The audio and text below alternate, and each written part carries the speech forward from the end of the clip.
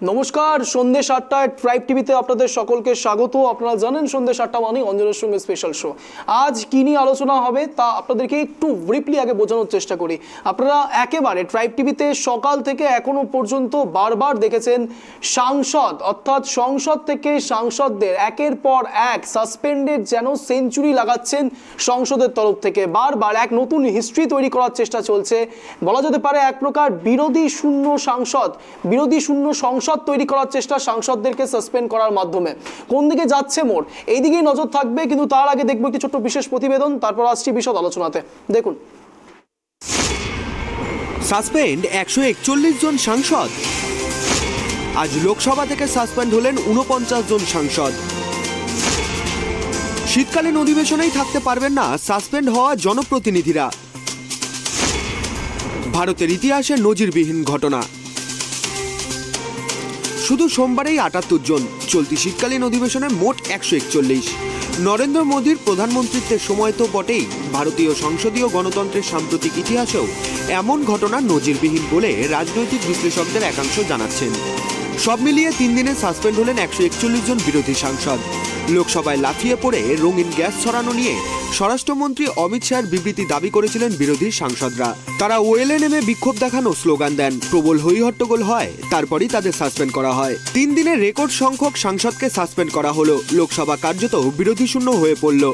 একমত হয়েছিলেন, তারা এখন সেটাই করছেন, তাই তাদের সাসপেন্ড না করে কোনো উপায় ছিল না।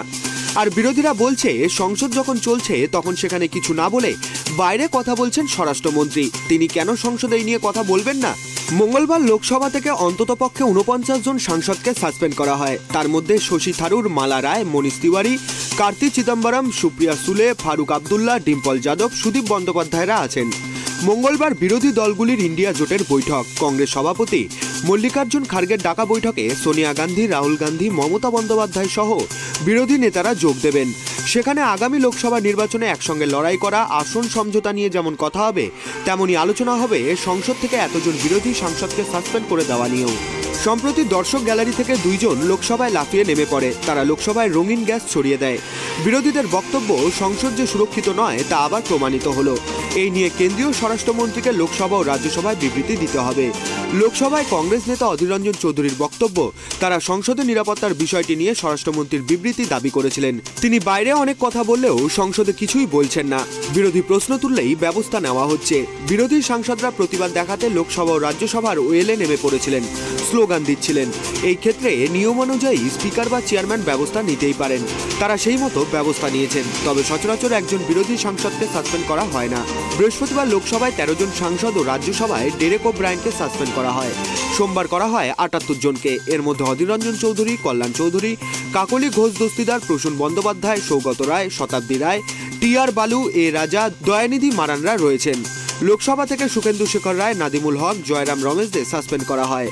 গত বৃহস্পতিবার বিক্ষোভ সামাল দিতে না পেরে রাজ্যসভার অধ্যক্ষ জগদীপ ধনকর শীতকালীন অধিবেশনের বাকি দিনগুলির জন্য সাসপেন্ড করেন তৃণমূলের সাংসদ ডেরেক ওব্রায়েনকে।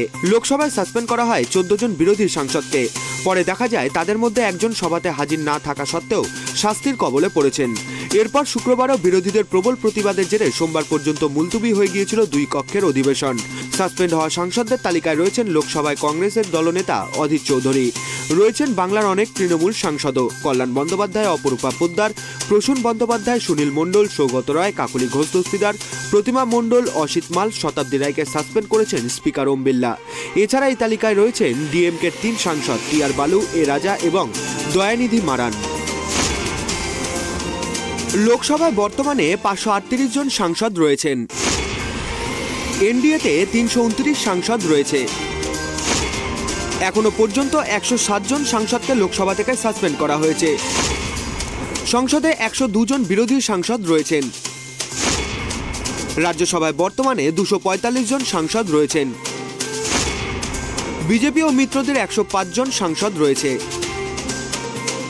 পশ্চিমবঙ্গের মুখ্যমন্ত্রী মমতা বন্দ্যোপাধ্যায় বলেছেন, এভাবে বিরোধী সব সাংসদকে সাসপেন্ড করা হলে তারা মানুষের কথা বলবেন কি করে? তাহলে পুরো হাউসকেই সাসপেন্ড করা হোক। গণতন্ত্রের নামে প্রহসন হচ্ছে, মানুষের হয়ে কথা বলার কেউ নেই, জনতাই এবার ওদের সাসপেন্ড করবে।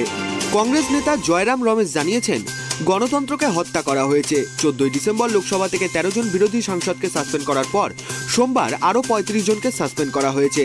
রাজ্যসভা থেকে সোমবার ৪৫ জনকে সাসপেন্ড করা হয়। বিরোধী সাংসদরা যে দাবি তুলেছেন তা পুরোপুরি সঙ্গত। এদিকে গুরুত্বপূর্ণ এই বৈঠকের আগে একযোগে লোকসভা ও রাজ্যসভায় বিরোধী দলের ১৪১ জন সাংসদকে সাসপেন্ড করা হয়েছে। গত সপ্তাহে সংসদের নিরাপত্তা লঙ্ঘনের ঘটনায় তারা কৈফিয়ত তলব করেন। তা নিয়েই প্রতিবাদে পরিস্থিতি তপ্ত হয়ে ওঠে। এত সাংসদের সাসপেনশন নিয়ে কার্যত শোরগোল পড়ে গিয়েছে জাতীয় রাজনীতিতে। কারণ গত সপ্তাহে ১৪ জন সাংসদকে সাসপেন্ড করা হয়েছিল। তারা নিরাপত্তাজনিত ত্রুটির বিষয়ে স্বচ্ছতা রাখার দাবি জানিয়েছিলেন।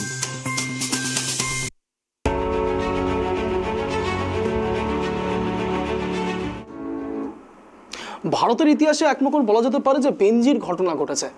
এই রকম ভাবে এক প্রকার বিরোধীদের মুখ এক প্রকার বন্ধ করে দেওয়ার যে রণকৌশল, সেই রণকৌশলই অ্যাপ্লাই হচ্ছে সংসদে। এবং সেই দিক থেকে রাজনৈতিক মহলের ব্যক্তিত্বরা, বাকি যে বিরোধী শিবির রয়েছে, তারা কিন্তু এই বিষয়টিকে মোহরা বানাতে চলেছে এবং মোহরা বানিয়ে এক নতুন কোনো মাইল ফলক তৈরি করার চেষ্টা করছে একেবারে 11th আওয়ারে 2024 লোকসভা নির্বাচনের আগে। আপনারা জানেন যে 2024 লোকসভা নির্বাচন এবং 2024 লোকসভা নির্বাচনের আগে যে সেমিফাইনাল 5 রাজ্যে বিধানসভা নির্বাচন এবং নির্বাচনের ফলাফল ঘোষণার পর যেদিকে মোড় ঘুরছিল, সেই দিক থেকে তাকিয়ে বলা যেতে পারে যে বিজেপি অনেকটাই এগিয়েছিলেন। এবং এই বিজেপির অগ্রভাগে যখন দেখা যাচ্ছে যে বাকিরা পিছিয়ে পড়ছে, তখন সেই জায়গাতে ঠিক কিছুদিন আগে আমরা দেখলাম পার্লামেন্টে অ্যাটাক। এবং পার্লামেন্ট অ্যাটাক নিয়ে যখনই বিরোধী শিবির একটু প্রশ্ন করতে শুরু করলো, তখনই তাদের সংসদ থেকে বাতিল হতে হলো, সাসপেন্ড হতে হলো সাংসদদেরকে। প্রশ্ন এখান থেকেই শুরু হচ্ছে, তাহলে কি বিরোধীদের মুখ বন্ধ করার চেষ্টা চলছে? তাহলে কি বারবার এইরকম ভাবেই সংসদ থেকে সাংসদদের বাতিল করে দিয়ে বিজেপি এক প্রকার কোণঠাসা করার চেষ্টা করছে বাকি বিরোধী শিবিরের?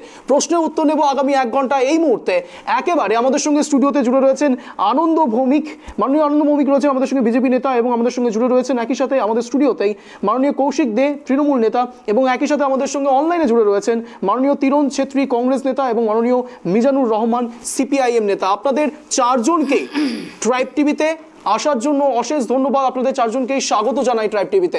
প্রথম প্রশ্ন রাখবো আনন্দবাবুর কাছে। আনন্দবাবু, আর কিভাবে বিরোধীদের মুখ বন্ধ করা কৌশল আপনারা করবেন, এই প্রশ্ন করছে রাজনৈতিক মহল, উত্তর দিন। আজকে আপনারা দেখতেই পাচ্ছেন যে ইন্ডি জোট করছে এরা। ইন্ডি জোট মানে দেশ বিরোধী জোট। এই জোটের যারা প্রতিনিধিত্ব আছেন তা দেখবেন বেশিরভাগই পরিবারতন্ত্র, বিজেপির এগেইনস্টে বললেই সেটা হচ্ছে দেশ বিরোধী না। এরা দেশের হয়ে কোনো সময় বলতে চায় না, এরা শুধু তাহলে আপনারা কি করলেন? সংসদের ভেতরে যখন বারবার করে বিরোধী শিবির বলতে শুরু করলেন যে অন্তত স্বরাষ্ট্রমন্ত্রী একটি কথা বলুক, এখনো পর্যন্ত কোনো বিবৃতি দিয়েছেন আপনারা? দেননি। কিন্তু তাহলে তারা দেশ বিরোধী কাজ করছে কি করে? দেশ বিরোধী বলতে এরা তো দেশের হয়ে সাধারণ মানুষের ওখানে তো কথা বলতে চায় না। এরা চায় যে নিজেদের পরিবারের বা পারিবারিক কিভাবে গুছানো যায়, কিভাবে চুরি করা যায়। আজকে ইন্ডিজোটে যতজন আছে দেখবেন প্রত্যেকেরই একটা না একটা কেলেঙ্কারি আছে। আজকে লালু প্রসাদ যাদব কি আছে, পশু খাদ্য কেলেঙ্কারিতে জেল খাটছে। আজকে তামিলনাড়ুর কি দেখছি আমরা যে 2G কেলেঙ্কারিতে জড়িত ছিল। আজকে এই রাজ্যের তো মানে চুরির তো শেষ নাই, মানে কাটমানি চুরি তোলাবাজি শেষ নেই। আজকে কংগ্রেসের কি অবস্থা দেখছেন? কংগ্রেস আজকে পুরানো একটা দল, পরিবার ছাড়া এরা কিছুই বোঝে না, পরিবারের বাইরে বেরিয়ে আসতে পারছে না। আর কংগ্রেসের এমন পরিস্থিতি হচ্ছে আজকে বিরোধী দলের যোগ্যতা পরও মানে সাংসদেরা পাঠাতে পারেনি গত লোকসভায়। আর আগামী যে লোকসভা আসছে তাতে এরা মানে বিরোধী আসন পাবে কি না সেটা নিয়েও সন্দেহ। তো আজকে যেটা বলছেন যে মানে পার্লামেন্টে বিরোধীদের সাসপেন্ড করা হচ্ছে, তো এরা তো শুধু হই হট্টগোল ওখানে করতে গেছে। আজকে সরকারি টাকায় এই যে আজকে লোকসভায় যে আজকে একটা আলোচনা, গঠনমূলক আলোচনা হওয়া উচিত বিরোধীদের পক্ষ থেকে, কিন্তু সেখানে কোনো গঠনমূলক আলোচনা হচ্ছে না।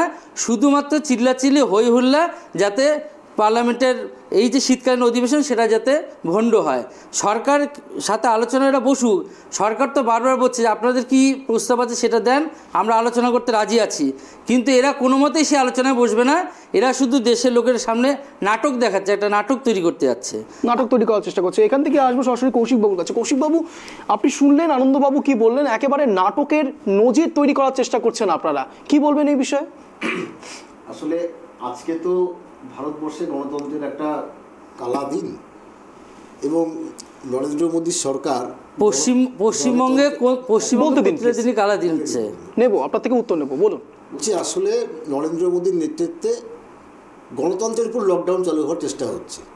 তো গণতন্ত্রের উপর যে লকডাউন হওয়ার চেষ্টা হচ্ছে তার কারণটা হচ্ছে এটা যে কদিন আগে যে ঘটনাটা আজকে ঘটলো পার্লামেন্টে দাঁড়িয়ে, পার্লামেন্টে সিকিউরিটির নেগলিজেন্সিতে বিজেপির এমপির পাস নিয়ে ভেতরে ঢুকে গেল, সেই ঘটনাটা যারা প্রতিবাদ করলো তাদেরকে সাসপেন্ড করে দেওয়া হলো। আর সেই লোকগুলো ছিল কোথা থেকে? তো তাদেরকে পাঠানো হয়েছিল কোথা থেকে? এই পশ্চিমবঙ্গ থেকে পাঠানো হয়েছিল।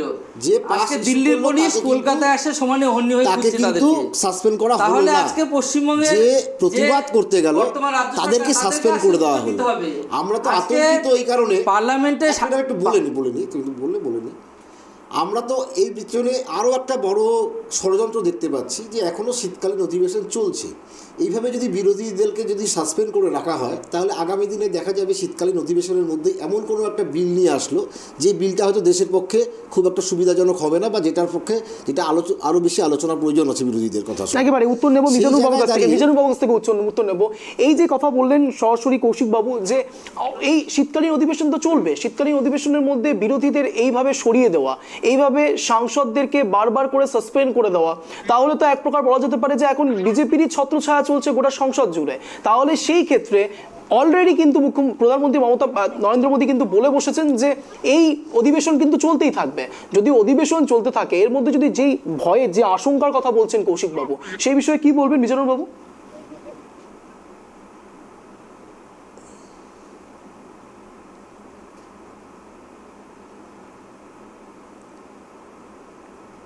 মিজানুর বাবু আমার কথা শোনা যাচ্ছে স্পষ্ট?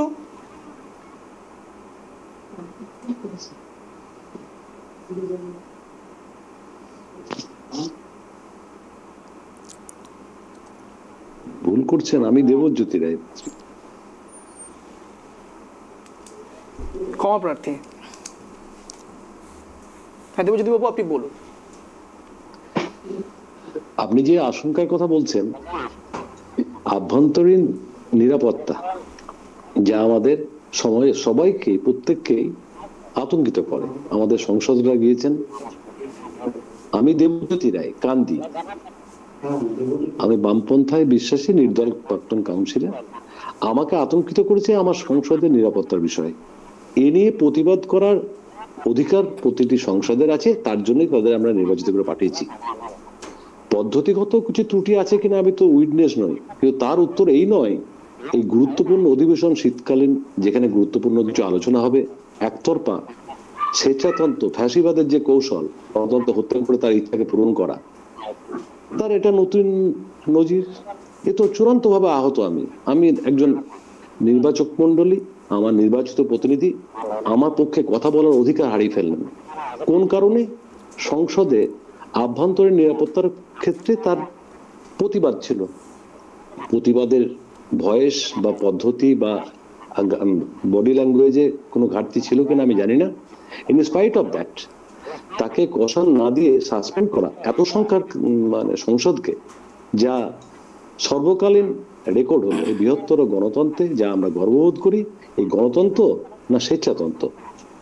একেবারে স্বেচ্ছাতন্ত্র নাকি গণতন্ত্র, কোন জায়গায় আঘাত হানছে, কোন জায়গায় আঘাত আনার চেষ্টা হচ্ছে, একটা টেক্সট প্লেটের থ্রুতে আপনাদেরকে দেখাবো এখনো পর্যন্ত কারা কারা কোন কোন সাংসদ এখনো পর্যন্ত সাসপেন্ড হয়েছেন। পিসেরকে বলবো দেখাতে ফুল টেক্সট প্লেটে, আপনাদেরকে একবার পড়ে শোনাবো কারা কারা গিয়েছেন আপাতত সাসপেন্ড হয়ে। টিএন প্রথাপন কংগ্রেস, তিনিও কিন্তু সাসপেন্ড হয়েছেন।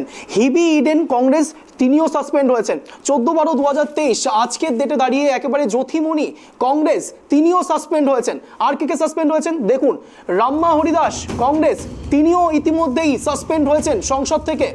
ডিন কুরিয়াকোজ কংগ্রেসের একজন নেতা, তিনিও কিন্তু ইতিমধ্যেই কংগ্রেসের একজন সাংসদ, তিনিও কিন্তু সাসপেন্ড। মানিকম ঠাকুর কংগ্রেসের।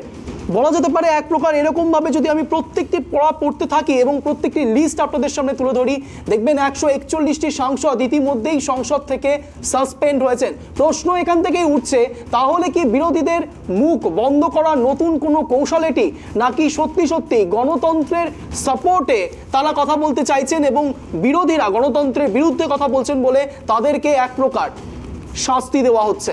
কোন দিকে যাচ্ছে মোর উত্তর নেব, কিন্তু নেব একটি ছোট্ট বিরতি। ফিরছি বিরতির পর, সঙ্গে থাকুন।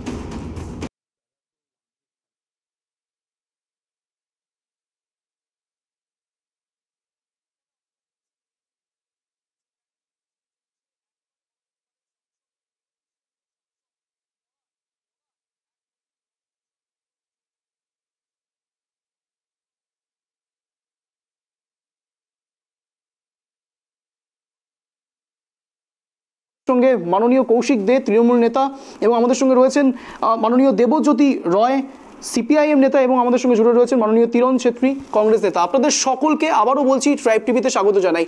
তিরণবাবু, আপনার কাছ থেকে উত্তর নেব। এই যে রণকৌশল অ্যাপ্লিকেবল হচ্ছে গোটা সংসদের ভেতরে, 141 জন সাংসদ এখনো পর্যন্ত সংসদ থেকে সাসপেন্ড হয়েছেন, কি বলবেন সেই বিষয়ে? আপনাদেরকে যেটা আমি বলতে চাই, এখনই আমার বিজেপির সাথী বললেন 2Gর ব্যাপারে। অবাক কাণ্ড, 2Gর স্পেকট্রাম যেটা নিয়ে সেই সময় যে মূল্যে বিক্রি হয়েছিল, আজকে 5G এনারা কি মূল্যে বিক্রি করতেছে সেটা একটু ঘাটা। 2 নম্বর কথা, গত 10 বছর ধরে আপনারা ক্ষমতায় আছে, তাদেরকে কয়বার জেলে ঢুকালেন? আপনারা তো তাদেরকে ক্লিন চিট দিয়ে দিচ্ছেন, আমরা তো জেলে ঢুকেছি। 2 নম্বরে আসি, যে উনি বললেন পরিবারবাদ। অমিত শাহর ছেলে জয় শাহ, উনার কি পুষ্যপুত্র না উনার নিজের সন্তান? তাহলে উনিও সেটা বলতে পারেন। তার কি, উনার কি ক্রাইটেরিয়া আছে যে উনাকে আজকে বিসিসিআই এর চেয়ারম্যান করে রাখছে? আর কি কারণে করে রাখছে সেটা উনি উত্তর দিতে পারবেন কি? ধারাবি, বর্তমান মুম্বাইয়ের ধারাবি, সেটাতে আদানি বাবুর কোলে কেন তুলে দিচ্ছেন? এই প্রশ্নগুলা তুলতে যদি সাংসদরা সংসদে যদি বসে থাকে, তাহলে উনাদের উত্তর থাকবে না। মণিপুরে মাসকা মাস দিনকা দিন পাবলিক না খায়ে মরছে, ইন্টারনেট পরিষেবা নাই, সেটার উত্তর উনাদের দিতে কঠিন হবে বলে আজকে আপনারা কণ্ঠাসা করে দিতে চাচ্ছেন বিজেপি বিরোধীদের। বিজেপির পলিসি হচ্ছে একটাই পলিসি, যে তোমার সামনে আওয়াজ তুলে ধরবে তাকে কণ্ঠাসা করে দাও। উত্তর নেব। আনন্দবাবু কি বলবেন এই বিষয়ে? তিরণবাবু সরাসরি যেটা বলছেন যে এক প্রকার কোণঠাসা করার চেষ্টা করছেন আপনার বিরোধীদের, এবং সত্যি যদি সেটা হয়, এবং যে কথা আজ প্রধানমন্ত্রী নরেন্দ্র মোদীও বলেছেন যে পরবর্তীকালে 2024-এ লোকসভা নির্বাচনের পরে সমস্ত সংসদে শুধুমাত্র বিজেপির সাংসদরা থাকবেন। সেটা তো আজকে গত যে 5টা রাজ্যে যে ভোট হলো বিধানসভা, সেখানে আপনারা কি দেখলেন? 5টার মধ্যে 3টাতেই বিপুল ভোটে বিজেপিকে মানুষ দু হাত ভরে ভোট দিয়েছে। নরেন্দ্র মোদী যে জনকল্যাণমূলক যে কাজগুলো করছে, সেই জনকল্যাণমূলক কাজের পরিপ্রেক্ষিতে আজকে মানুষ 2 হাত ভরে নরেন্দ্র মোদীকে ভোট দিচ্ছে। তার জন্য আজকে কী দেখাচ্ছে? 5-এ 3টা বিজেপি পেয়েছে। আর কংগ্রেসের অবস্থা কী, যে 2টাতে সরকার ছিল, আজকে আমরা দেখলাম ছত্তিশগড়, রাজস্থান, এরা এত কেলেঙ্কারি করছে যে মানুষ বলছে এদেরকে আর এখানে রাখা যাবে না, এদেরকে টাটা বাই বাই সব করে দিচ্ছে।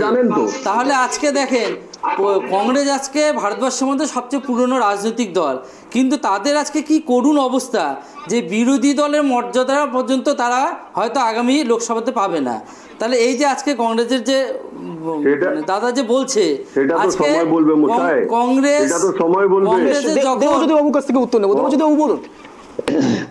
আমার প্রশ্নটা, আমি এত ক্ষমতাবান, আমি দুর্বল থেকে আক্রমণ করার জন্য সদনে বসিয়ে রাখবো না, সদন থেকে বার করে দেবো? আমার ক্ষমতার আস্ফালন, আমি গোটা ভারতবর্ষের বৃহত্তম গণতন্ত্রের নেতা, আমার সংখ্যাগরিষ্ঠতা ম্যাসিভ সংখ্যা। দেবজ্যোতি বাবু, আপনাকে কারেকশন করাবো, বিজেপি কিন্তু বের করে দেয়নি, বের করে দিয়েছে উপরাষ্ট্রপতি জগদীপ ধনখড় এবং ওম বিড়লার। সরি টু সে স্যার, এটা গোলমাল হচ্ছে না? বিজেপি বের করে দেবে, জগদীপ ধনখড় বের করে দিচ্ছে। আপনি কি বলতে চাইছেন? পার্লামেন্টে চালায় কে? পার্লামেন্টে চালায় কে? মুর্শিদাবাদের ভারতবর্ষের প্রতিটা দেবজ্যোতি তার যে জনপ্রতিনিধিদের পাঠিয়েছেন, তারা শীতকালীন অধিবেশনে তাদের বক্তব্য রাখবে, মন্তব্য রাখবে দেশের স্বার্থে, জনগণের স্বার্থে। এই অধিকারটা কেন আমার অধিকার কে দিয়েছে? কি অদ্ভুত কথা। হ্যাঁ, বিরোধীরা যদি মানে গঠনমূলক আলোচনা চায়, প্রধানমন্ত্রী সবসময় তার বক্তব্য খোলা আছে যে আপনারা যদি গঠনমূলক আলোচনা চান আমরা করতে রাজি আছি, কিন্তু গঠনমূলক আলোচনা করলে তাদের যে পারিবারিক যে মানে মানে ইনকামের যে সোর্স, সেখান থেকে তারা সরে আসতেছে। তার জন্য তারা কি করছে যে গঠনমূলক আলোচনা করবে না, তারা চায় যে মিডিয়ার সামনে আসতে, একটু নাটক একটু লম্পঝম্প করবে, মিডিয়ার কাছে আসতে পারবে, তার জন্যই তারা সংসদে আজকে যে এই নাটকগুলো করছে, গণ্ডগোলটা করছে। যদি সঠিক যদি বিরোধী যে ভূমিকাটা যে পালন করতো, আজকে পশ্চিমবঙ্গের যে বিরোধী দল আছে, সেই বিরোধী দল আজকে কি গঠনমূলক আলোচনা, কি গঠনমূলক কাজ করছে আপনারা দেখতেই পাচ্ছেন। এরকম যদি পার্লামেন্টে বিরোধীদের যদি কাজ সঠিকভাবে হতো, আজকে তাদেরকে এইভাবে আর মানে নাটক দেখাতে হতো না লোকজনের সামনে। এতটাই বেকারত্ব বেড়ে গেছে ভারতবর্ষে মশাই, যে সেই বেকাররা চাকরি খুঁজতে আপনার সংসদে ঢুকে যাচ্ছে আপনার সিকিউরিটি ব্রিচ করতে। আপনার গৃহমন্ত্রীকে রাষ্ট্রের কাছে ক্ষমা চাওয়া উচিত। এই বেকারত্বগুলো তৈরি করে দিয়েছিল কে? বেকারত্ব আজকে ভারতবর্ষকে কোথায় নিয়ে গিয়েছিল কংগ্রেস যখন সরকার ছিল বিগত বছরগুলা, আজকে বেকারত্ব কোথায় ছিল? আজকে সেই জায়গা থেকে আজকে নরেন্দ্র মোদী ভারতবর্ষকে বিশ্বের একটা দরবারে উঠিয়ে নিয়ে আসছে আজকে। আর আজকে এই যে সংসদ হামলা, আমরা কি দেখতে পাচ্ছি? সংসদ হামলার পিছনে টুকরো টুকরো গ্যাং আর এই যে ইন্ডি জোটে যারা আছে, এই সমস্ত তাদের প্রশ্নই আজকে তো সংসদ হামলাটা হচ্ছে। আজকে যদি ওনারা যদি চেত সঠিক বিচারটা হোক। অন্যের দিকেও তো আঙুলটা তুলছে, নিজের দিকেও 4-4টা আঙুল তো রয়েছে। অবশ্যই পাশের ব্যাপারটা তো বলেই দিচ্ছে যে যেটা নিয়ে আজকে চুলচেরা বিশ্লেষণ হচ্ছে, যে যারা পাশ চাইতে গেছিল তারা কি কারণে আসছে। আজকে নরেন্দ্র মোদী বলছে তো যে যারা অন্যায় করছে তাদের 1 ইঞ্চিও ছাড়া হবে না। অতএব এখানে কোনো আপোষের জায়গাই তো নাই, কিন্তু সেই জায়গাটা বিরোধীরা তো আলোচনাই করতে দিচ্ছে না। স্বরাষ্ট্রমন্ত্রী এখন পর্যন্ত কোনো বিবৃতি কেন দিলেন না সংসদে? দেখেন সমস্ত ব্যাপারে কিন্তু ওই সংসদে আসলে বিবৃতি দিতে হবে, এটা কোনো মানে হয় না। আমি শুনবো তিরণবাবু কি বলছেন। হাতরসের রেপিস্টকে আপনারা আশ্রয় দিয়ে বলতেছেন যে যারা দোষী তাদেরকে শাস্তি দিচ্ছেন। আপনারা ঠিক বলছেন মশাই, ঠিক বলেছেন, একদম ঠিক বলছেন। আজকে এই যে টুকরো টুকরো গ্যাং কারা তৈরি করছে, দেশ বিরোধী কার্যকলাপ কারা করছে, আজকে এই যে পশ্চিমবঙ্গে দেখা যাচ্ছে কি কালিয়াগঞ্জে আমরা শুনলাম সম্প্রতি দেশ বিরোধী কার্যকলাপ চলছে। ওটা এখনো প্রুফ নয়, এখনো প্রুফ নয়। এনআইএ তদন্ত চলছে, অ্যারেস্ট করা হয়েছে। মুক্তা মাহাতো নামে একজন ব্যক্তিকে অ্যারেস্ট করা হয়েছে, কিন্তু পুলিশ আপনি ওইটার সঙ্গে এটাকে কানেক্ট করতে পারেন না। সংসদে যে হামলা হয়েছে পশ্চিমবঙ্গের যোগ দেখাচ্ছে, পশ্চিমবঙ্গের রানিং যে সরকার আছে তাদের কোন এক বিধায়কের সাথে তার ছবি দেখাচ্ছে। আপনারা কি বলবেন? আমি উত্তর নেব, দেবজিৎ বাবু আপনি বলুন। ওরকম হাজার ফটো আমরা তুলে দিতে পারি, সেসব কিন্তু আপনাদের উত্তর দিতে কঠিন হয়ে যাবে। আমরা তো গঠন আলোচনা করতে চাই, আপনারা দিচ্ছেন না কেন? গঠনমূলক আলোচনা তো করতে চাই, কিন্তু আপনারা শুধু মানে মিডিয়ার সামনে আসার জন্য লম্পঝম্প করছে, শুধু মিডিয়ার সামনে আসার জন্য লম্পঝম্প করছে। পশ্চিমবাবু কি বলবেন? শাসক দল সংখ্যাগরিষ্ঠ, বিরোধী বিভাজনে বিভক্ত, দুর্নীতিতে আক্রান্ত, এসব সত্ত্বেও নতুন এই যে শীতকালীন অধিবেশন, তাতে কি পেতে পারতাম আমরা? কি পেলাম আমরা? আমাদের স্বেচ্ছাচারিতা করা হলো। আপত্তি এই জায়গাটাই, আমাদের সংসদরা বিরোধী আমরা কি দেখছি?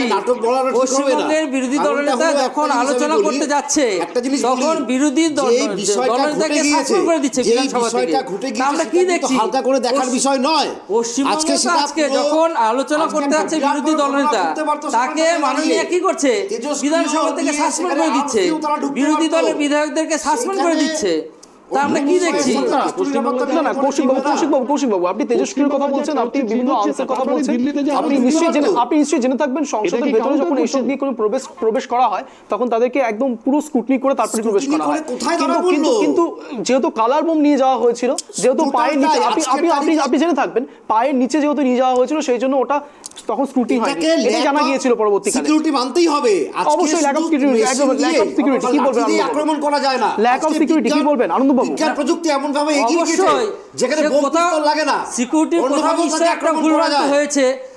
অবশ্যই সিকিউরিটির কোথাও একটা ভুলভ্রান্তি হয়েছে। আজকে দুঃখের বিষয় হচ্ছে এই না, দুঃখের বিষয় সাসপেন্ডটা কি জন্য হচ্ছে?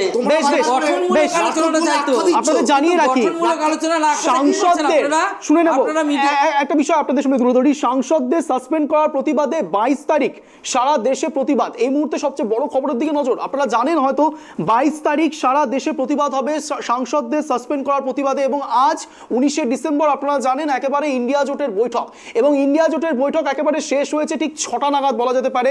একেবারে দিল্লিতে ইন্ডিয়া জোটের বৈঠক শেষ। বৈঠক শেষে কি দাঁড়ালো? মল্লিকার্জুন খার্গেকে মমতা বন্দ্যোপাধ্যায় এবং অরবিন্দ কেজরিওয়াল চাইছেন প্রধানমন্ত্রীর মুখ হিসেবে। এখনো পর্যন্ত কোন দিকে যাচ্ছে মোড়, এদিকে উত্তর নেব। সরাসরি রয়েছেন আমাদের সঙ্গে দেবজ্যোতি বাবু। দেবজ্যোতি বাবু, একেবারে সীতারাম ইয়েচুরিকেও দেখা গিয়েছে এবং তার সাথে সাথে দেখা গিয়েছে অরবিন্দ কেজরিওয়াল এবং মমতা বন্দ্যোপাধ্যায়, তিনজনেই কিন্তু চাইছেন মল্লিকার্জুন খার্গে পরবর্তীকালে প্রধানমন্ত্রীর মুখ হিসেবে সামনে আসুক। যদিও বা কংগ্রেসের তরফ থেকে, আমার প্রশ্ন শেষ করতে দেবে, কংগ্রেসের তরফ থেকে এখনো পর্যন্ত কিন্তু বলা হচ্ছে রাহুল গান্ধী কিন্তু তাদের জননায়ক। সিপিএম না, আমার দীপঙ্কর ভট্টাচার্য ছিল সিপিআইএম এর। মল্লিকার্জুন খার্গে বিরোধী নেতা, বিরোধী মুখ। এই যে কৌশলটা নেওয়া হলো, এর পেছনে আগেকার যে আলোচনা, সেই আলোচনা পরিপূরক হচ্ছে না, বিপক্ষে স্ট্যান্ড নিচ্ছে। বিরোধী ঐক্য মজবুত হবে আজকের এই সিদ্ধান্তে, না বিরোধী ঐক্য বলে কিছু থাকবে না? এই নিয়ে আমার ব্যক্তি দেবজ্যোতির খুব আশঙ্কা থেকে গেল। তার কারণ যেভাবে বৈঠকের আগে পূর্ব আলোচনা হলো, সেই আলোচনা রিফ্লেকশন বৈঠকে ওপেন হলো মল্লিকার্জুন খার্গে। তাতে আগামী দিন বলবে এই সিদ্ধান্ত কতটা সঠিক। আমি সিপিএম না, বামপন্থায় বিশ্বাসী নির্দল সমাজকর্মী, নির্দল কাউন্সিলর। সিপিআইএম এর দীপঙ্কর ভট্টাচার্য দেখছি, সীতারাম ইয়েচুরি দেখছি, এগুলো বিষয় নয়। বিষয় একটা আমার বিজেপি ভাই তো খুশি হবেন, সংখ্যাগরিষ্ঠ দুর্নীতিবাজ নেতাদেরও দেখছি মুক্ত দাঁড়িয়ে আছে ওখানে।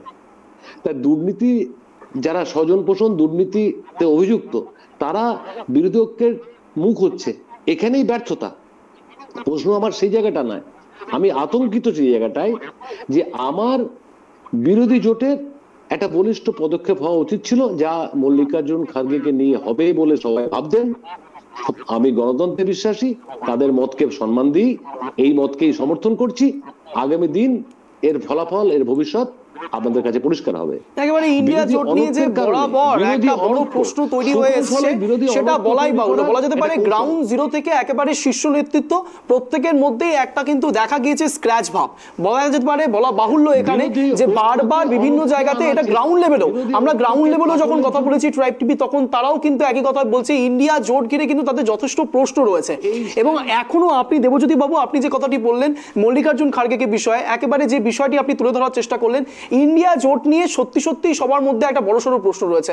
আপনাদেরকে একটা জিনিস বোঝানোর চেষ্টা করব, আজ ইন্ডিয়া জোটের বৈঠকে একেবারে 19শে ডিসেম্বর ইন্ডিয়া জোটের বৈঠকে কি কি দাঁড়ালো, কি কি কনক্লুশনে আসলো, সেটা একবার আপনাদেরকে টেক্সট মেসেজে দেখানোর চেষ্টা করব।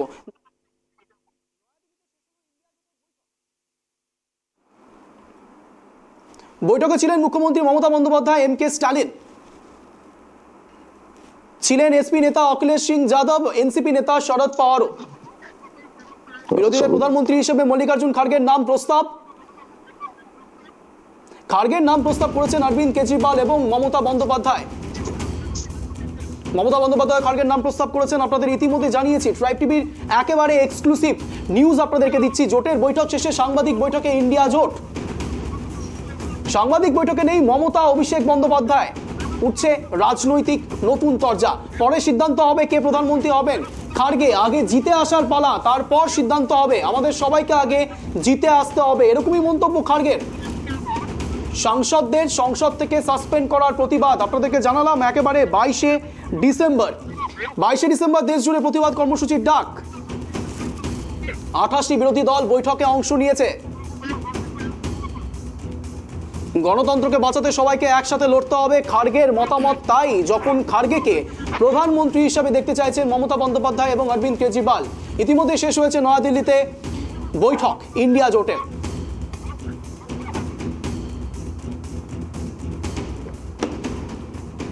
আসবো এই বিষয় নিয়ে কথা হবে, আলোচনা করব, কিন্তু এই বিষয় নিয়ে অখিলেশ যাদব কি বলেছেন একবার শোনাই। इंडिया गठबंधन की बैठक हुई है जी, और सभी दल बहुत जल्दी टिकट बांट करके मैदान में जाने के लिए तैयार है। सहमति बन गई, बहुत जल्दी सीटें डिस्ट्रीब्यूट होंगी और हम सब लोग जनता के बीच में दिखाई देंगे। क्या बीएसपी के साथ, क्या आप लोग बीएसपी के साथ भी कोई गठबंधन करेंगे क्या? इसको लेकर भी अंदर चर्चा की गई? फिर रिपीट करो।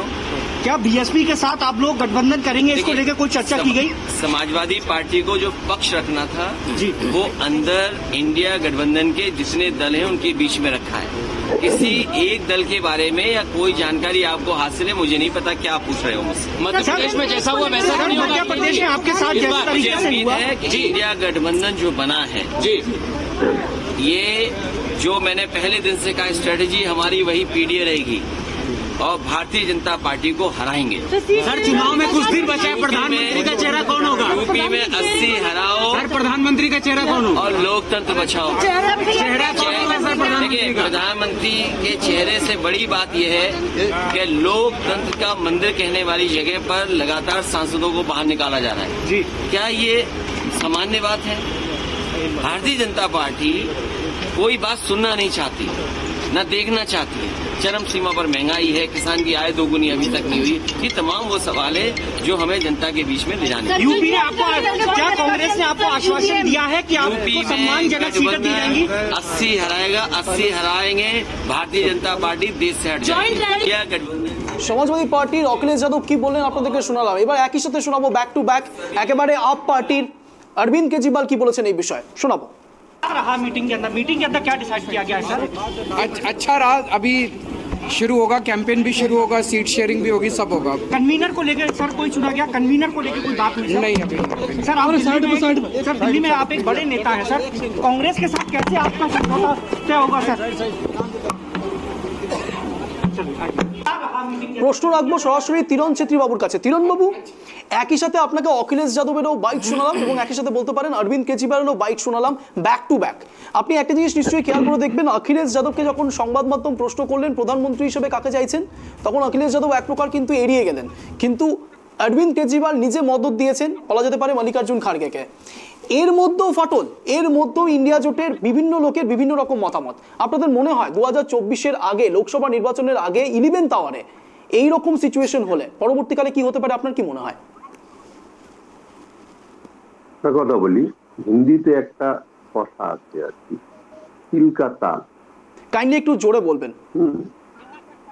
হ্যাঁ, মানে হিন্দিতে একটা কথা আছে তিলকা তাল, বুঝলেন? এখন যদি একটা লোককে স্লিপ অফ টাং বা আমার আপনার মত ভিন্ন থাকাতে সেই মানে একটা স্বামী স্ত্রীর মধ্যে একটা সাধারণত কি ডিসপুট মানে মত না মিলতেই পারে, কিন্তু সংসারটা ভেঙে যায় না, এটা মনে রাখতে হবে। সেই সংসারটা চলে অনেক দীর্ঘকালীন চলে, সে জীবন অবধি চলে, আজীবন থাকে। তো এটা তো একটা জোর, সেটাতে হালকা ফুলকাই, সেটার জন্য তো সময় আছে, সেই জন্য বারবার করে বৈঠক হচ্ছে, আমাদের সমানে বৈঠক চলছে। এখন বাকি লোকেরা যেভাবে বলছেন বলছেন ঠিক আছে, ওনাদেরও ভিউ থাকতে পারে, কিন্তু তার সঙ্গেও আপনাকে এটা মনে রাখতে হবে, জার্মানিতে হিটলারের সঙ্গে কি হয়েছিল, সে নিজেই পরে সুসাইড করেছিল। আমরা ইতালির অবস্থা জানি যে সেই সময় কি হয়েছিল, মানে রাস্তায় মানে নির্বস্ত্র করে কাকে ঝুলানো হয়েছিল, রেখে দেওয়া হয়েছিল, এই সব ইতিহাস তো আমাদের কাছে আছে, সেটা আজ বলে লাভ নেই। তিরণ বাবু সরি টু সে, আপনি ইন্ডিয়া হিস্ট্রিটা বলুন, বাইরের দেশের হিস্ট্রি আমরা এখানে প্যানেল ডিসকাশনে করছি না প্লিজ।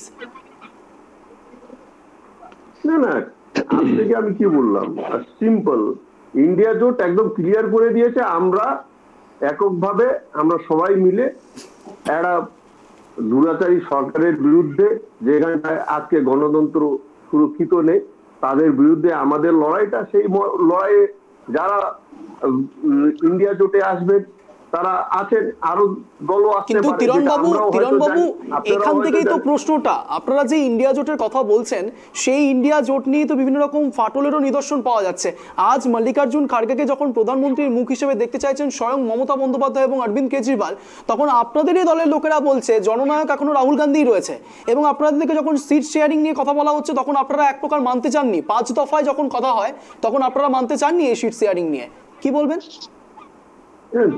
সিট শেয়ারিং এর ব্যাপারটা এরকম যে এখনো পলিটিক্যালি বা অফিসিয়ালি কিছু ডিক্লেয়ারই হয়নি, আমরা জানি না বিজেপির ঘরে বা আপনার মতো মানে যারা রিপোর্টাররা আছেন আপনারা, হ্যাঁ, তাদের কাছে কি করে সিট শেয়ারিং এর খবর আছে, এটা তো আমরা বুঝতে পারি না। দেখ, বেশ, কৌশিক বাবু আপনি বলুন।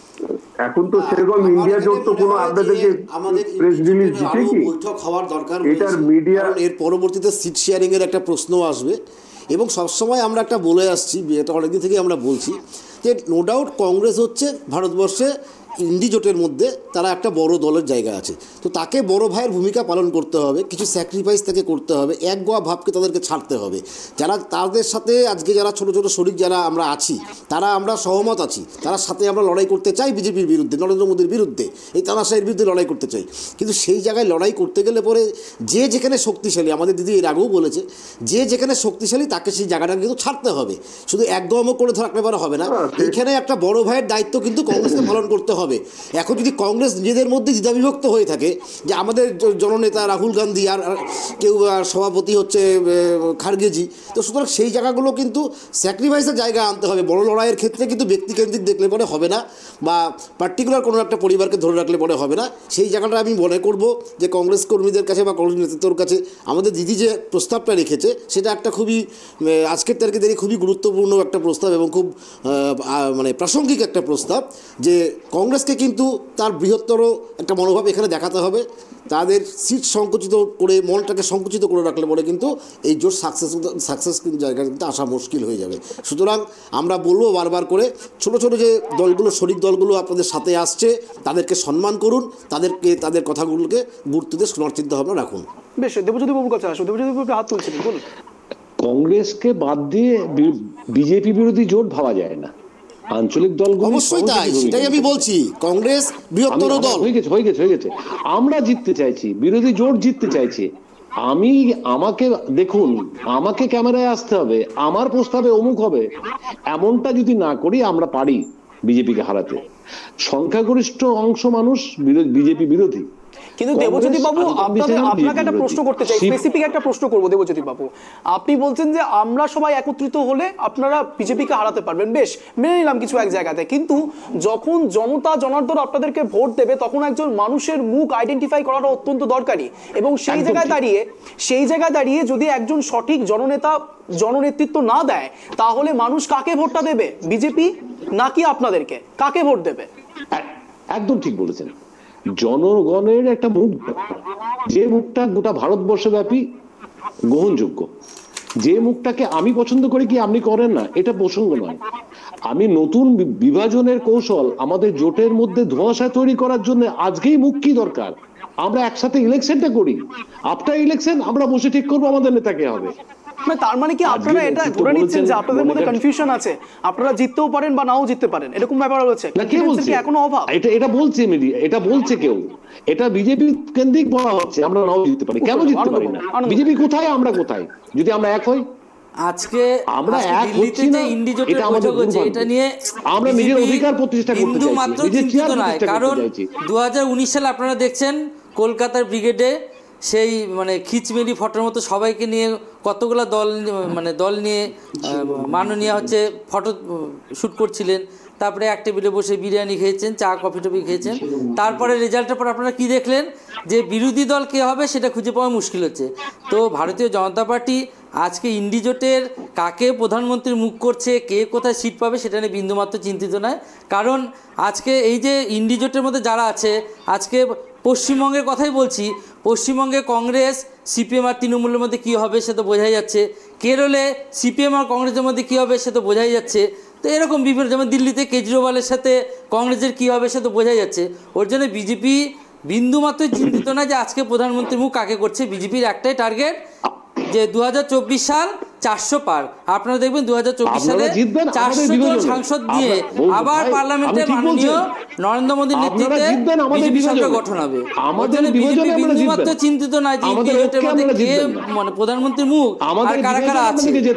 অতএব আপনারা সায়েন্টিফিক হইতে আমাদের বিভাজনটা করুন।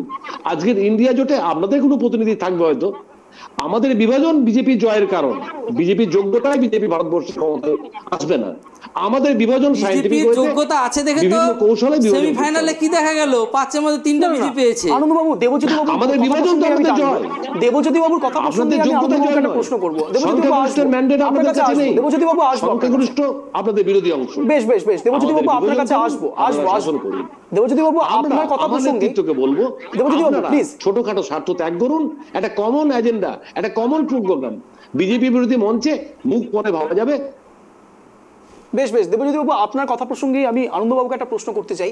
দেবজ্যোতি বাবু যেটা বললেন যে তাদের বিভাজনে বিজেপির জয় হতে পারে, তাদের যদি ঐক্য থাকে তাহলে বিজেপির শক্তি নেই ভারত শাসন করার, কথাটা কি সত্যি ফেলে দেওয়ার মতো? তার কারণ এর আগেও আমরা কিন্তু দেখেছি মহারাষ্ট্রের ক্ষেত্রে, কর্ণাটকের ক্ষেত্রে এবং বলা যেতে পারে এক প্রকার রাজস্থানের ক্ষেত্রেও বিভিন্ন জায়গাতে বিভিন্নভাবে, ছত্তিশগড়ের ক্ষেত্রেও আমরা দেখেছি বিভিন্ন জায়গাতে আপনারা যে অপারেশন লোটাস চালানোর যে প্রসেস আপনারা করেছেন সেখানে ডু অ্যান্ড ডিভাইড রুলে আপনারা বিশ্বাসী, এটা কিন্তু আপনারা অস্বীকার করতে পারবেন না আনন্দবাবু। এবং যদি সেটা হয় তাহলে ইন্ডিয়া জোটের ক্ষেত্রে এটা বড় সড়ো একটা থ্রেট হতে পারে। আনন্দবাবু, ইন্ডিয়া জোটের মধ্যে যারা বর্তমানে আছে তারা প্রত্যেকেই দেখবেন যে নিজ নিজ মানে বেশিরভাগই আঞ্চলিক দল আর কয়েকটা সর্বভারতীয় দল আছে। তো এই আঞ্চলিক দল কিন্তু একসময় আঞ্চলিক দলের সাপোর্টটা নিয়েছিলেন। হ্যাঁ অবশ্যই, সেই আঞ্চলিক দলগুলা দেখবেন যে নিজেদের পরিবারের মানে সুরক্ষার স্বার্থে নিজেরা কিন্তু সেই সিটগুলো ছাড়বে না। অতএব ইন্ডি জোটের যে 28 দলের যে বৈঠক দেখবেন আগামী লোকসভা আস্তে আস্তে 28 মানে দলের মধ্যে কতগুলো দল থাকে শেষ মুহূর্তে আমাদের মানে ভারতীয় জনতা পার্টি সেটা পরিষ্কার জানে যে 28 দলের মধ্যে কতগুলো দল থাকবে এই ইন্ডি জোটের মধ্যে লাস্ট মুহূর্তে। সেটা গতবার আমরা দেখে নিচ্ছি, 2019-এও দেখে নিচ্ছি যে সবাই মিলে ফটো তুললো কিন্তু শেষ মুহূর্তে কতজন আর থাকবে। কারণ কংগ্রেসের নেতৃত্বে ভারত মানে আগামী দিনে আসবে এটা কোনো রাজনৈতিক দলই আর বিশ্বাস করছে না। অতএব কংগ্রেসের সাথে আর কেউ থাকতেও যাচ্ছে না আগামীতে। আপনারা বলছেন কংগ্রেসের সাথে থাকতে চাইছে না, আপনারা বলছেন আমাদের ঐক্য থাকবে না, আপনারা বলছেন জিতবেন, আপনারা বলছেন এইগুলো না থাকলে আপনারা বা পাওয়ারে আসবেন 300, 400, 500 হয়ে যেতে পারে। আমাদের দুর্ভাগ্য, আমাদের নেতৃত্ব কেন ভাবছেন না এই বাস্তবতা দিয়ে স্যাক্রিফাইস একটু করি, আমাদের জয় দরকার। একেবারে অন্তিম রাউন্ডে চলে এসেছি। এবার একেবারে আমাদের এই শোয়ের টাইম ফ্রেমিং স্ট্রাকচার চলবে। এবার সবাইকে 1 মিনিট করে স্ট্যান্ড পয়েন্ট রাখার সুযোগ দেবো। প্রথমেই সুযোগ দেবো তিরণ বাবুকে। তিরণ বাবু, আপনার 1 মিনিট সময় শুরু হচ্ছে এখন, প্লিজ কেউ ইন্টারাপ্ট করবেন না, বলুন।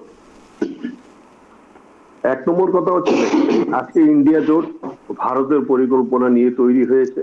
আপনারা জানেন বিজেপির ভারত বর্ষটাকে গড়তে কি অবদান আছে সেটা আপনারা ভালো করে জানেন। আজকে 141 জন সাংসদ আমাদের সংসদে নেই, সংসদ ভবনে নেই। কি হারে এখানটায় ভারতের by the people for the people বলে যে আমাদের মোটোটা আছে, সেই মোটোটাকে কিভাবে হেনস্থা করা হচ্ছে সেটা আপনারা দেখতেছেন। আর মানে যেটা এই যে আগামী 2024 একটা বড় অঙ্ক, 24 এত সহজ না, 2014 বা 19 না, এটা 2024 আপনারা দেখুন উনাদের ক্ষমতায় কয়টা রাজ্যে আছে, আর সেই হিসাবে যদি আপনারা দেখে নেন তাহলে বিরোধী আজকে কোথায় দাঁড়িয়ে আছে আর বিজেপি বা এনডিএ কোথায় দাঁড়িয়ে আছে। বেশ, আপনার সময় শেষ। এবার সরাসরি সুযোগ দেবো আনন্দবাবুকে। আনন্দবাবু, আপনার সময় শুরু হচ্ছে এখন, 1 মিনিট সময় শুরু হচ্ছে, প্লিজ কেউ ইন্টারাপ্ট করবেন না, বলুন। আজকে যে দিল্লিতে ইন্ডি জোটের যে বৈঠক হলো, এই বৈঠকে যারা নেতৃত্ব ছিল তাদের মানে ভারতবাসীদের ভালো কি হবে সেটা নিয়ে তাদের কোনো উদ্দেশ্য নাই। এদের উদ্দেশ্য নিজেদের পরিবার কিভাবে বাঁচবে, নিজেদের পরিবারের কিভাবে আয় উন্নতি হবে, নিজেদের নেতৃত্বরা কিভাবে আগামী দিনে আরও মানে টাকা বেশি করে কামাই করতে পারবে সেটা নিয়ে আজকে এদের মধ্যে জোট হলো। আর ভারতীয় জনতা পার্টি সর্বদা দেশের হিতে, দেশের কল্যাণে, দেশের মানুষের কল্যাণে কাজ করে। তাই আগামী 2024 সালে গতবারের থেকেও বেশি সিট নিয়ে পার্লামেন্টে যাবে এবং প্রধানমন্ত্রীর নেতৃত্বে আবার ভারতীয় জনতা পার্টি সরকার গঠন করবে। দেশের কল্যাণের জন্য ভারতীয় জনতা পার্টি সর্বদা সব সময় চেষ্টা করছে এবং আগামীতেও করতে থাকবে। আর এই ইন্ডি জোটে যারা আছে তাদেরকে নিয়ে ভারতীয় জনতা পার্টির কোনো মাথা ব্যথার ব্যাপার নেই। অতি সংক্ষেপে শেষ করেছেন। বেশ, এবার সরাসরি সুযোগ দেবো তিরণ বাবুকে। তিরণ বাবুকে সুযোগ দিয়েছিলাম, দেবজ্যোতি বাবুকে সুযোগ দেবো। 1 মিনিট সময় শুরু হচ্ছে আপনার এখন, বলুন। আমাদের গণতন্ত্র পুনঃপ্রতিষ্ঠা করতে হবে। বামপন্থী সমাজকর্মী হিসাবে আমার এই দাবি, আমার গণতন্ত্র প্রতিষ্ঠা করতে হবে, যেখানে পার্লামেন্টে 141 জনকে ছোট্ট সামান্য ঘটনায় যার বৈধ দাবি সেই দাবিতে বাইরে করে দেওয়া হবে, আলোচনার সুযোগ দেওয়া হবে না। আর আমাদের জোটের প্রশ্নে আমাদের জোটের নেতাদের একটু স্যাক্রিফাইস করতে হবে। ধান্দাবাজি, চেয়ার ধরা, চেয়ার এসে চেয়ার যদি ভাবি, তা বিজেপিকে পাওয়ারে পুনঃপ্রতিষ্ঠা করা যাবে। বিজেপিকে পাওয়ারে পুনঃপ্রতিষ্ঠা করতে পারে ইন্ডিয়া জোটের নেতৃত্ব। তাদের স্যাক্রিফাইস, তাদের দূরদর্শিতা বিজেপিকে ডিপাওয়ার করতে পারে। তাদের ধান্দাবাজি, তাদের চেয়ার ধরার প্রবণতা, তাদের সমস্ত ক্ষেত্রে আমি ভাব বিজেপিকে পুনঃপ্রতিষ্ঠা করতে পারে চেয়ারে। তাই আমরা যারা জোটে আছি, ইন্ডিয়া জোটে, সেই জোটের সফলতার একমাত্র শর্ত হচ্ছে আমাদেরকে বড় ভাইয়ের ভূমিকায় কংগ্রেসকে যদি রাখেন, বড় ভাই কংগ্রেস থাক, তার সহযোগী হিসাবে সমস্ত আঞ্চলিক দল একত্রিত হয়ে মোকাবেলা করি এবং গণতন্ত্র পুনঃপ্রতিষ্ঠা হোক। আমি একজন গণতান্ত্রিক কর্মী, আমার গণতন্ত্র পুনঃপ্রতিষ্ঠা হয়, এটাই আমার দাবি। কৌশিকবাবু, আপনার 1 মিনিট সময় শুরু হচ্ছে এখন, কেউ ইন্টারাপ্ট করবেন, বলুন। আমাদের বক্তব্য হচ্ছে যে আজকে যেভাবে গণতন্ত্রের উপরে লকডাউন করার চেষ্টা হচ্ছে, সেখান থেকে বেরিয়ে আসার জন্য আগামী দিনে রেস্টোরেশন অফ ডেমোক্রেসি, গণতন্ত্রের পুনঃপ্রতিষ্ঠা আমরাও চাই। কিন্তু তার জন্য যে আমরা ইন্ডি জোটটা তৈরি করেছি এবং ইন্ডি জোটটাকে তৈরি করে রাখার এবং সেটাকে ধরে রাখার দায়িত্ব কিন্তু সকলের, যেখানে কংগ্রেসকে একটু বড় দায়িত্ব নিতে হবে যে বড় ভাই হিসাবে, এবং বাদবাকি সকলকেই দায়িত্ব নিয়ে চলতে হবে যে আগামী দিনে আমরা নরেন্দ্র মোদীকে ক্ষমতা থেকে সরাতে যদি চাই। কিন্তু আমাদের সেই ক্ষেত্রে দাঁড়িয়ে নিয়ে প্রত্যেকেই একটু মানে সাফার করার দরকার আছে। এবং দিদি যেটা আমাদের বারবার করে বলেছে যে যেখানে শক্তিশালী আছে একটা সঠিক একটা মূল্যায়ন করে একটা কমন মিনিমাম প্রোগ্রাম তৈরি করে কিন্তু আগামী দিনে আমাদের ইন্ডি জোটকে লড়াই করতে হবে। তার কারণটা হচ্ছে আমরা যতই বলি না কেন, নরেন্দ্র মোদী বা বিজেপির এগেন্স্টে লড়াইটা কিন্তু খুব একটা হালকাভাবে নিলে বলে হবে না। যতই আমরা বলি সেটাকে মানে সঠিক, আমাদের টিমটা যদি সঠিক না থাকে, যদি আমরা কেউ ভাবি যে আমরা সহজেই জিতে বেরিয়ে যাব, সেটা যেমন খুব একটা সহজ বিষয় হবে না। তার জন্য প্রত্যেকেই আত্মত্যাগের দরকার আছে। গণতন্ত্রের পুনঃপ্রতিষ্ঠার দাবিতে তৃণমূল কংগ্রেস সবসময় লড়ছে এবং লড়বে।